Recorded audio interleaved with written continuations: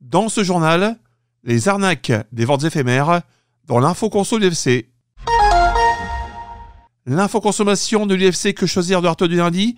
Avec nous, Tony Morales, vice-président. Bonjour Tony. Alors, comment reconnaître les appâts pour vous piéger ? Bonjour Mickaël.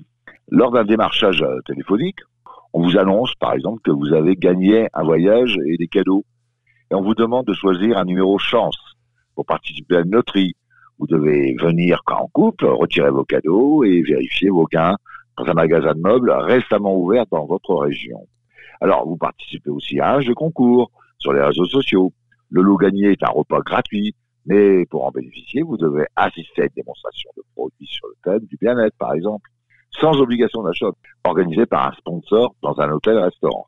Ou d'un jeu concours, vous recevez à votre domicile ou par courriel une invitation personnalisée, vous informant du lieu, des dates et horaires, l'ouverture, des ventes ou de la présentation.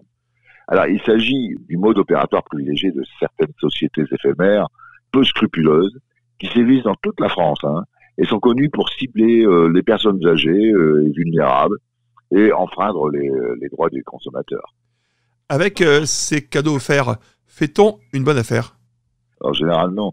Alors, une fois parvenus à leur fin, les vendeurs sont prêts à tout pour que vous signiez un bon de commande. Ils n'hésitent pas à utiliser des mises en scène et la durée de la vente et de la présentation peut durer plusieurs heures. Ça se passe aussi en foire et salon.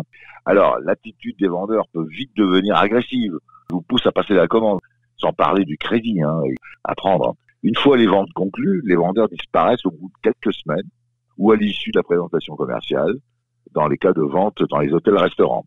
Alors, s'agissant des appâts, les cadeaux sont en réalité de faible valeur. Le numéro chance se transforme systématiquement en bon d'achat, à valoir le jour même sur des produits d'ameublement ou de literie. Tony, quels sont mes droits face à ces arnaqueurs ? Ils exigent alors un paiement le jour même, bien sûr, de la signature du contrat de vente. Ils assurent immédiatement la livraison de la marchandise. Alors, la réglementation impose aux professionnels un délai de 7 jours avant de recevoir un paiement à compter de la conclusion du contrat. Vous avez aussi, alors là, un droit de rétractation de 14 jours. Il faut suivre la recommandation suivante. En général, il faut comparer les prix avec ceux pratiqués ailleurs et ne céder jamais aux pressions des vendeurs pour conclure la vente le jour même. Je sais que c'est pas toujours simple, mais il faut essayer. N'accordez aucune confiance aux remises commerciales, car elles sont calculées en fait sur des prix qui sont déjà gonflés artificiellement, donc ça sert à rien. Il faut refuser catégoriquement la livraison le jour même et ne remettez aucune somme d'argent, comme on l'a dit, ni aucun chèque au vendeur avant la fin du délai de 7 jours après la signature du contrat de vente. Si vous regrettez votre achat, vous pouvez vous rétracter donc dans les 14 jours réglementaires, quoi qu'ils vous disent les vendeurs.